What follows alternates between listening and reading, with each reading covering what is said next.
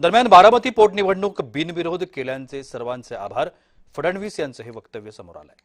पोटनिवडणूक बिनविरोध केल्यानं शरद पवारांचे आभार असं देखील यावेळेला फडणवीसांनी म्हटलं। ही निवडणूक नाही, दादांच्या स्मृतींचा यज्ञ असल्याचं देखील फडणवीस यांनी यावेळेला म्हटलं। दादांच्या स्मृतीला मतदानरूपी आहुती द्या असं आवाहन देखील मुख्यमंत्री देवेंद्र फडणवीसांनी केलं।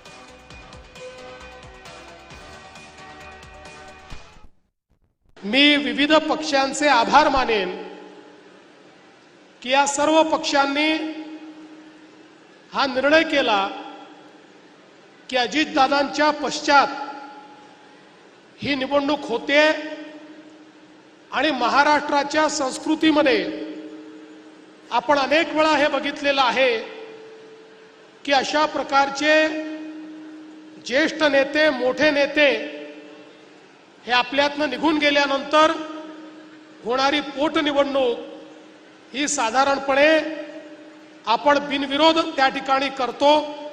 आणि म्हणूनच मी शरद पवार साहेबांचे देखील आभार मानतो।